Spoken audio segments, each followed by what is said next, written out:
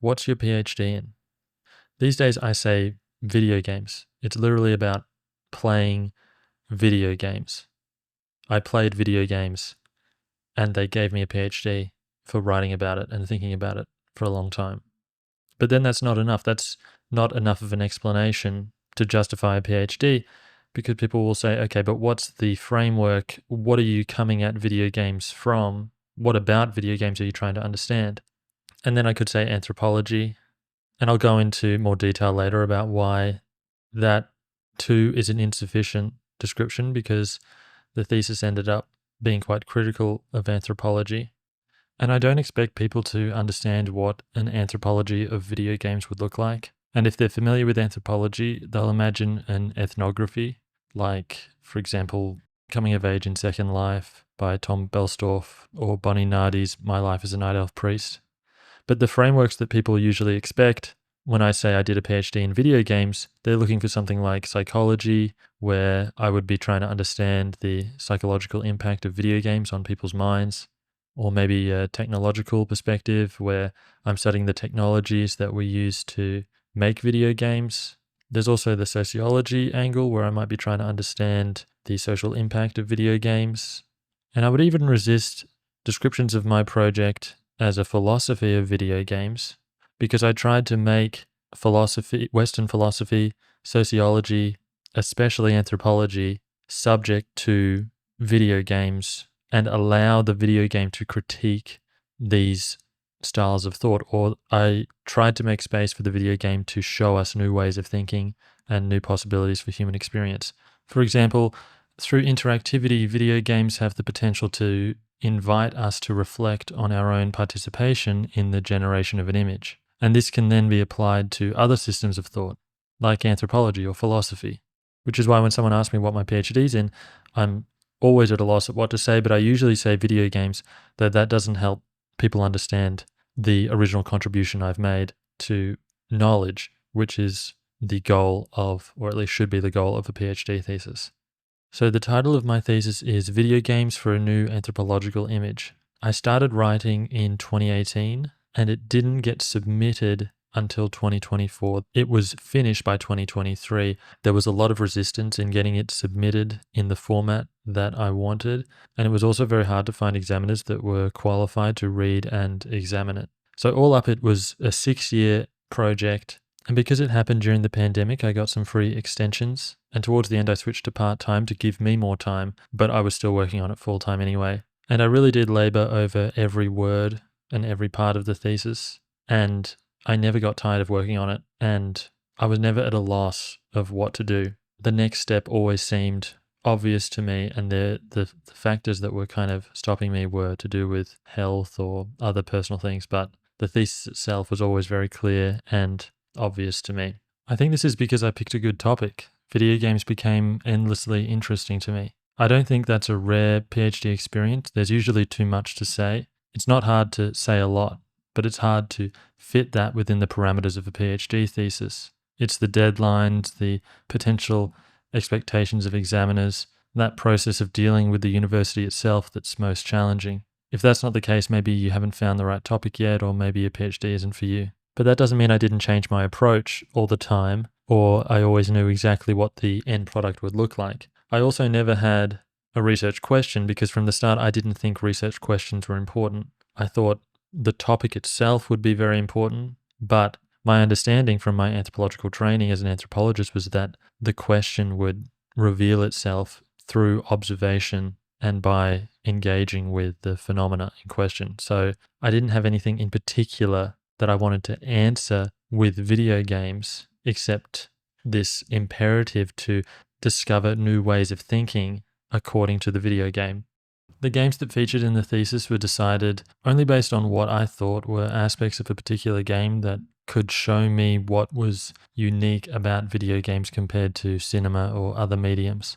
Like, for example, the fixed camera in Street Fighter, or The Last of Us Part 2, and how it invites the player to become aware of their participation in the generation of the violent image.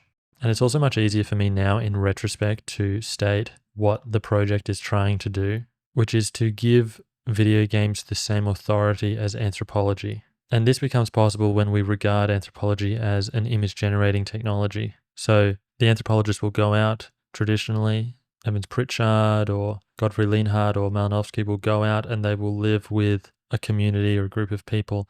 And they will make observations and then they'll write down an ethnography of that culture. And if we regard that process as the generation of an image, we can look at the kind of image that anthropology generates, and we can look at the kind of image, the interactive image that a video game is, and we can put them up against each other and allow them to challenge each other and to unlock new possibilities for both mediums. And the more interesting thing about the thesis was less a critique of video games from anthropology, and it was more of a critique from the video game at anthropology and at Western thought in general. All these technologies of thought, these institutions of thought that produce static images and make them subject to a dynamic, unresolved critique from the video game. By unresolved, I mean the critique is open and unfinished, just like an interactive video game image. To experience it, you have to get in there and become a part of it.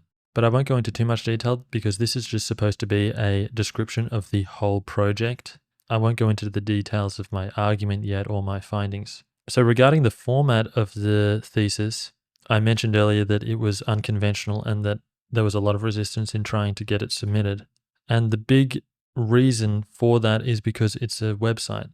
And this is because early on, as I was writing, the text alone I felt was insufficient for conveying or describing or showing you what was going on in certain examples that I was using of video games. And so I wanted to find a way to have a mixed media project with clips of video game footage mixed in to the text. And I experimented with PDFs and embedding the videos in the PDFs, but that ended up being too difficult. And then I got the idea of making it a website. So I learned HTML and I wrote the thesis as a website.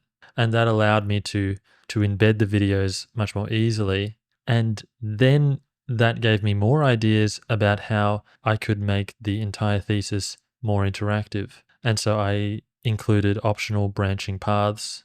So there was like a mainline path, and then there were, to use video game terminology, optional side quests where you could branch out and read optional chapters that were very relevant, certainly supplemented the main argument, but not essential to what I was saying. These side quests served to apply the arguments of the thesis beyond video games, for example, to software or VR, to increase the scope of the thesis and apply what video games are showing us more generally, but to do this without losing the momentum of the main argument, and also just to make the thesis feel more interactive.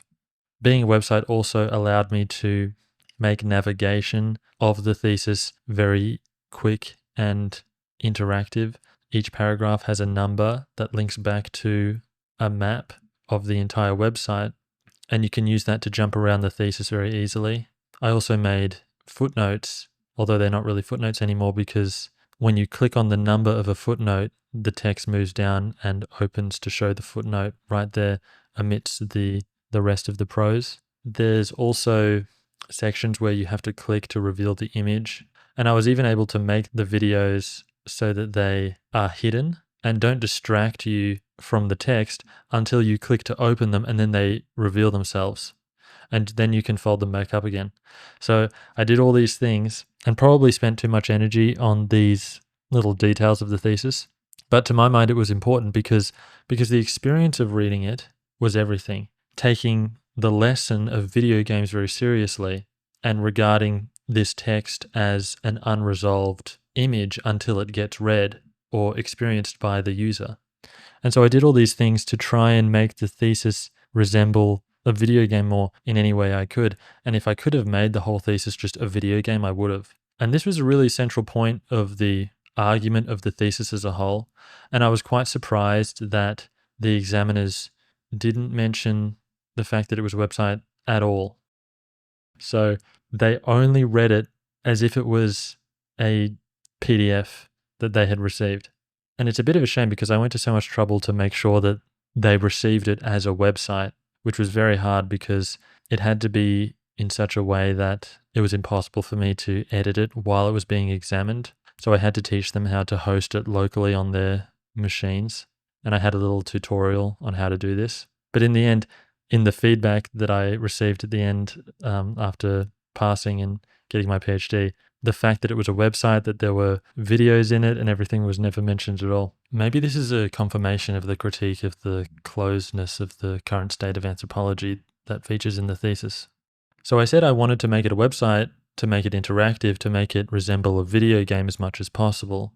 And this is because I started to see the thesis as not just an anthropology of video games, but a video game of anthropology. So this is a quote from the abstract of the thesis on the title page, where it says, "This project performs an anthropology of video games and a video game of anthropology." And video game there is all a single word because I wanted to distinguish my precise use of the term video game from video games as they are discussed in more popular discourse.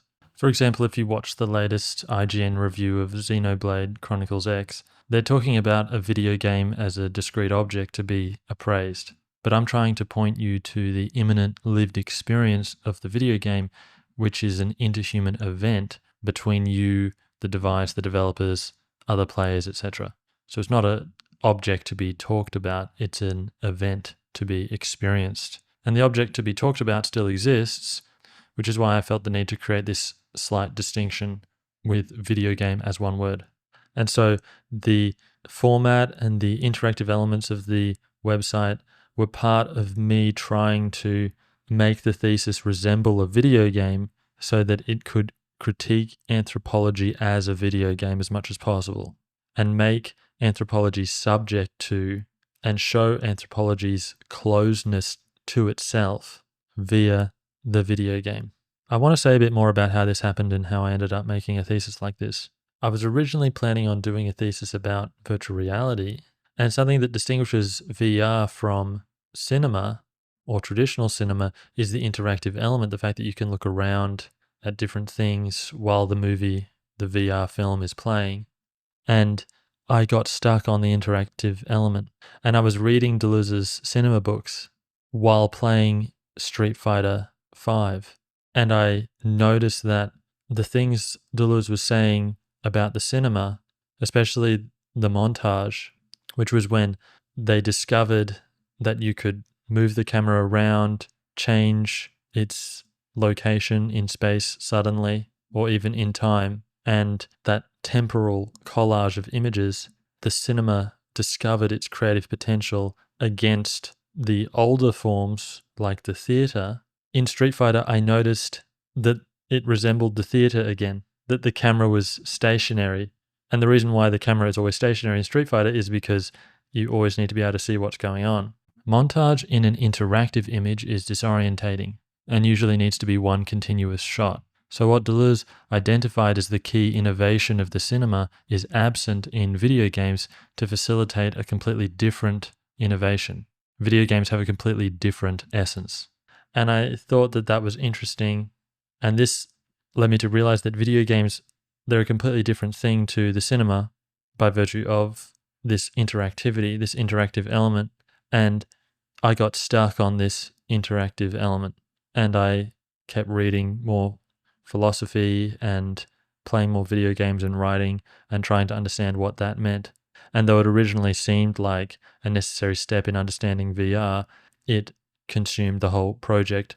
And I think that this often happens, that people will have a certain ambition for their PhD, but you quickly realize that you can spend a whole thesis writing about just one small aspect of what you were originally planning. And what happened was, after I realized I could embed videos in the text and I decided to make the thesis a website, I realized that I had to rewrite or reconsider a lot of my ideas and arguments, because once the video was there, it changed my understanding of what was going on. And so it really became a multimedia project. And I started to do everything I could to make the image less resolved, to acknowledge that each experience of the thesis would be slightly different, in the same way each time you play a video game is slightly different. Even if someone chose to read the same optional sections and read all the same words, each person's experience is different in the same way it is in all media, even books and cinema. The viewer or reader offers up a part of themselves to the experience. So this is not a unique feature of video games, but video games can perhaps show us these aspects of all media better than anything else. So I tried to show it with the performance of my thesis as well. And so the thesis only has 4 chapters. Because it's a website, each chapter is just a really long page. But because it's a website and because of the numbers on each paragraph, it can still be navigated very quickly. In the first chapter, the video game image, the anthropological image, is where I situate the video game and I contrast it with anthropology. And I talk about the problems that a traditional anthropological approach has for understanding video games. At a very early stage, I had this idea that the method should not be decided before the phenomena has been observed or experienced. And so the first chapter, I'm trying to justify the uniqueness of my approach against the expectations of anthropology, and also frame anthropology as an image generating technology so that it's in the right position to be critiqued by video games or by the video game image. Because at this stage, we're still treating the video game as an image. The second chapter is called the video game image as transcendental. Transcendental in the Kantian sense. I say Kantian sense, but it's not just Kant, but it's just that Kant uses the word transcendental and transcendent, and they kind of mean opposite things in Kant's first critique. But transcendental here means it pertains to the conditions of engagement, so the conditions of experience. This is the posture one assumes, literally with our bodies, but also philosophically in relation to the screen and the image on the screen for the event of the video game to be possible. And these transcendental elements constitute an acquiescence into this interhuman collaborative event that is the production of an image. In other words, the video game image is a more fundamental condition for the video game event to happen. So I explore the different elements of the video game image as a condition of lived experience. What does that mean? Well, it means that the captured footage is not a video game image anymore because it's not being played anymore.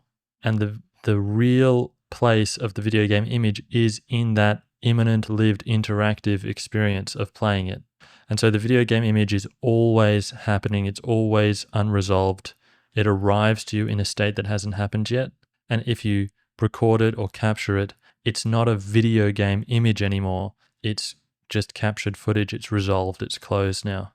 And so the second chapter works to make that distinction that the video game image is open and transcendental, meaning it pertains to the conditions of the experience of the video game.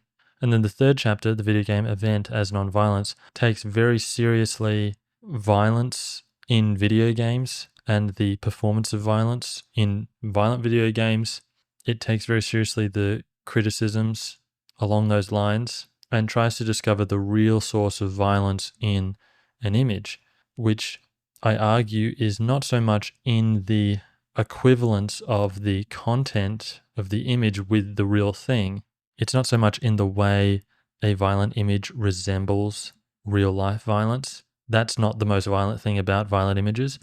It's in the reduction of the lived experience of violence into an image, in that philosophical ambition that we can capture or frame it or reduce it into a closed image. So for example, that controversial trailer for The Last of Us Part 2, I would argue is more violent than the event of playing the game itself, not just because the events are then couched in the context of a broader narrative, which also helps, but because of the qualitative difference that results from it being an interactive image. The same violent cutscene plays out, but because it's about a character we control, there is more for us to do with the image after the fact to respond to that violence.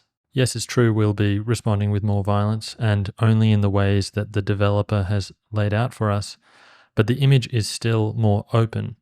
That violence isn't the end of the story, But more importantly, philosophically, it doesn't claim to circumscribe the entire event. The event is still unfinished. And because real life violence is also an event, real life violence is also not an image, this gives it the potential to be less reductive. The video game is not just an image, it's also an event. And I argued that the fact that the video game event is open and unresolved in many ways makes it less violent in that philosophical sense than the closed images generated by philosophy, anthropology, or just violent images when we regard them as closed, accurate representations of the lived human experience. And then in the fourth chapter, the video game as passage to non-standard thought, this is the chapter that brings it all together and tries to show video games as a potential for new ways of thinking that are less violent, more generous, and a different way of thinking about and understanding all images, not just the video game image, but images in general as unresolved human events. But what is it for? Why go to all this trouble to think about video games in such a sophisticated, confusing way? And I totally get that, because I think that video games are their own best explanation of themselves. And if you want to understand video games, you should just go and play video games. But at the same time, video games aren't very good at reflecting what is unique about them and what their greatest contribution can be. And sometimes they get stuck trying to perform other mediums. And the same is true for anthropology and other styles of thought. And so the thesis is really trying to open things up and discover new ways of thinking according to the video game, which is to say that video games think already. And I think that's a valuable thing to be able to acknowledge and to discover, that there are other ways of thinking, not necessarily unique to video games, but which video games can show us through their interactivity and the fact that they're an image. But this was just supposed to be a general high-level description of the project. And in my next videos, I'm going to be going into more detail about each chapter. And it's been a while since I looked at the chapters, so I'll be reading each chapter again and trying to explain it to you in this format and make it more accessible to try and get my ideas out there. And I hope you find it valuable or interesting. And if you would like to read the thesis, it's on my website for free. You can read the whole thing there. And thanks for watching.